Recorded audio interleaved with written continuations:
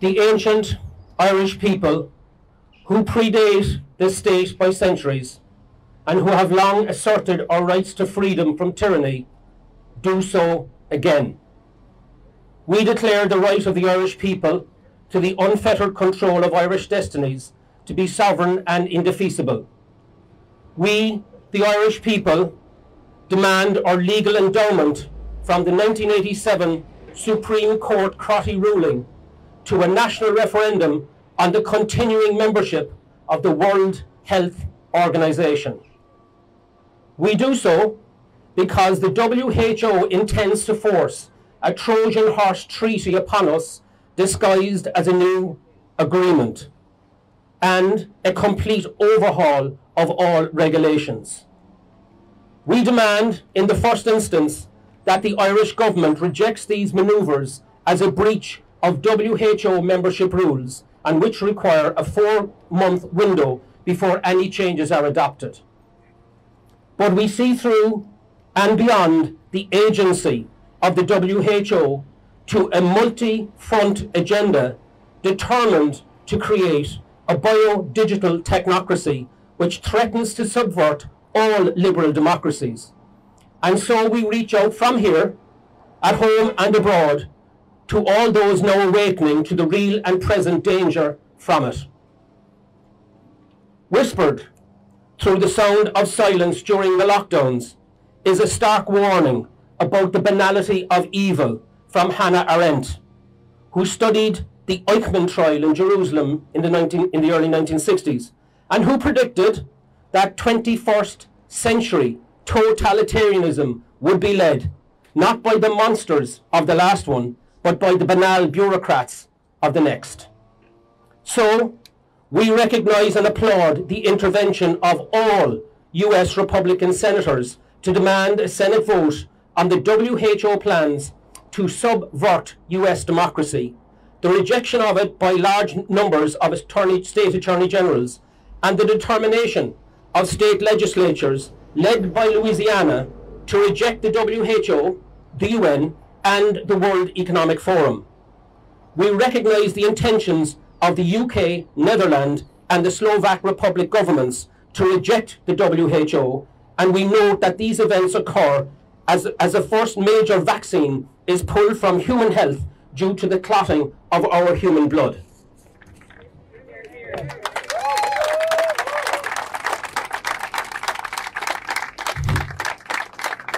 We muster here outside this globalist summit to remind its participants of our sovereign rights and personal freedom, to say to them, we see you.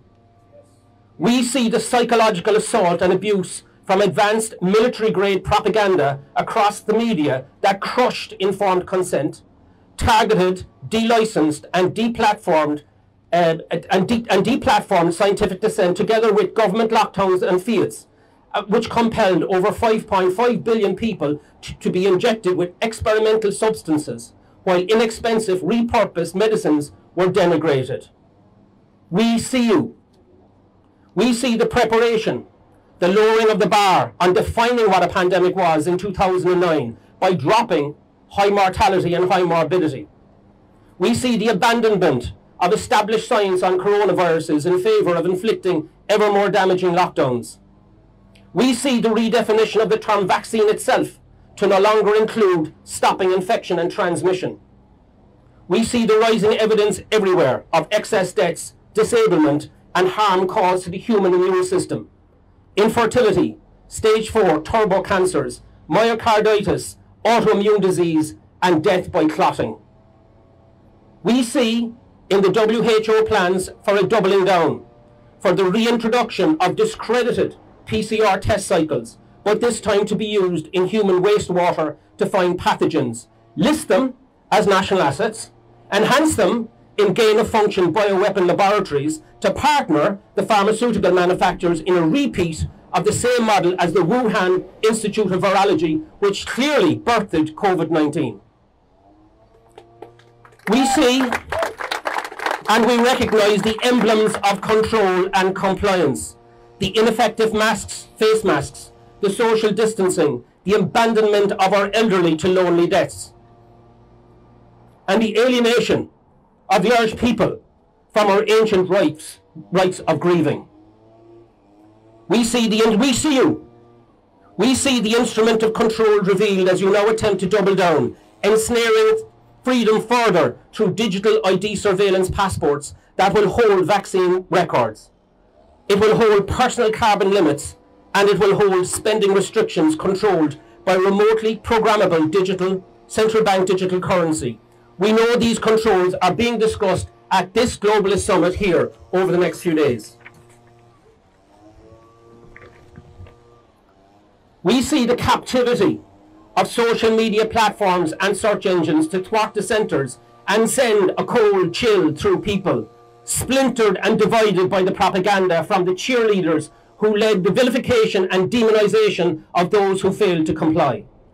We see the intention to roll out an assembly line of unilateral emergency declarations by the WHO Director General to repeat the abuse, to control and demoralize the human population. He speaks here tomorrow, giving a keynote address. We see you. We call on all Irish men and women engaged directly and indirectly, knowingly or unknowingly, in the silence of this fading Irish political establishment. And we call on those engaged at editorial level that led to the abandonment of the Irish people by the fourth estate, the old media. We call upon you to turn away from your masters and their captive fact-checkers and turn instead towards the Irish people.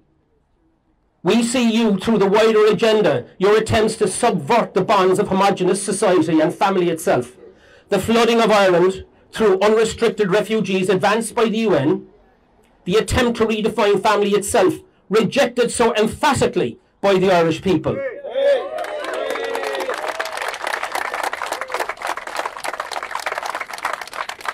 The proposal to restrict free speech through so-called hate speech laws, and the distorted sexualization and misgendering of our young children through UN education ideologies.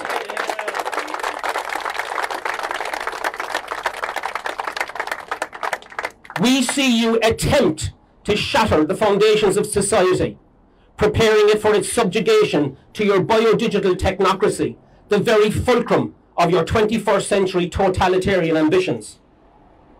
We see you in the Irish government's continued participation in a globalist enterprise for which it has no mandate from the Irish people, a people who fought long and hard to repel the grip of empire, to which we have no intention of capitulating, no matter how it disguises itself.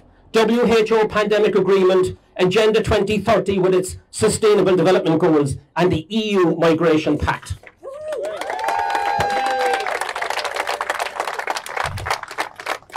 We see you in the moves to bring representative democracy to an end, replacing it with stakeholder capitalism. This is a model of centralized anti-democratic global governance advanced by the unelected World Economic Forum, which craves fusing state power, NGOs and corporate power to the growing power of these unaccountable and unelected supranational institutions like the WHO and the UN. We see you. We see the Irish government cheerleading on the WHO while operating a hidden shadow programme for government, which is largely founded on policies originating from these globalist institutions and whose impact is destroying social cohesion and stripping the Irish people of their rights, freedoms and sovereignty.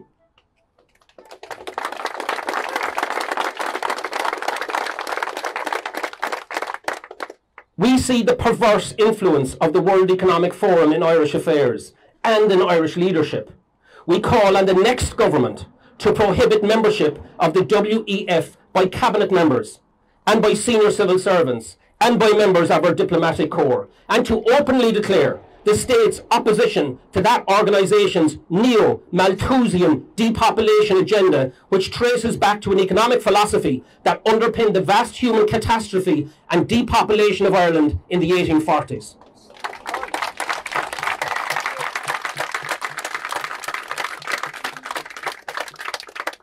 We see the continued use by this fading government of disingenuous language and rhetoric to support globalist policies to an unsuspecting public under patently false pretext of safety, compassion, international obligation and climate change. We see the Irish government's failure to address critical aspects of the pandemic response, including vaccine disabilities, harms and excess deaths. The lack of any meaningful investigation into the crisis betrays a fundamental disrespect for the Irish people, who shoulder the burden of your policies while you demonstrate an intolerable lack of accountability on your part.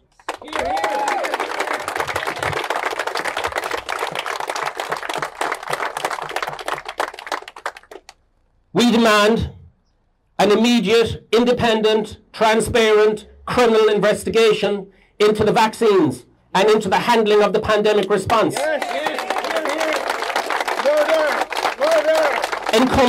Encompassing all clinical aspects, including the legitimacy of using uber-magnified PCR tests.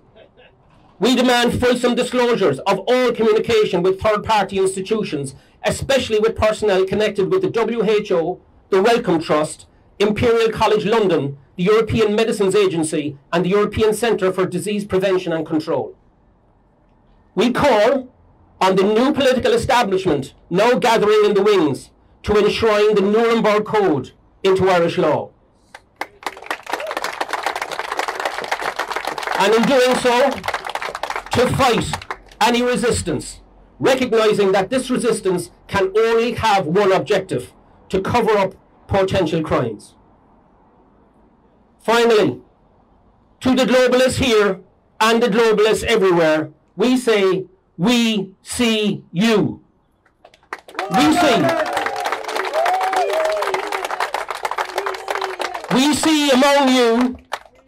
see among you the ambition to become transhuman beings, and an intention to convince us that we are not of spirit and we are not of soul, that we are not of God.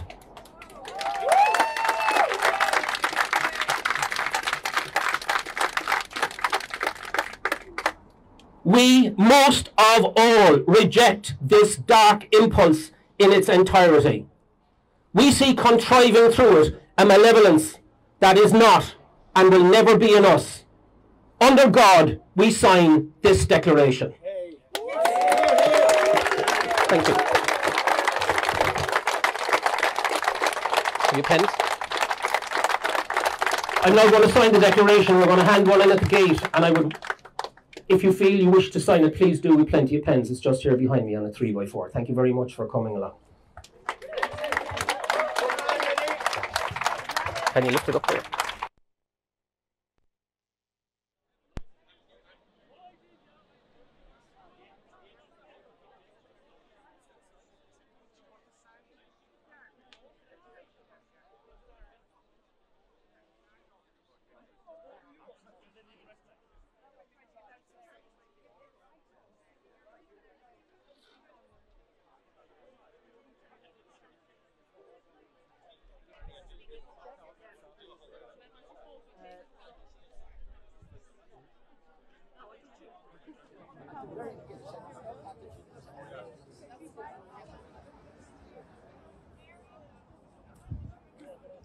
I'm not coming in. I just want to give you that for the hotel. Leave it up there. Yeah. Okay. All right. Cheers. Thank you. Thank you.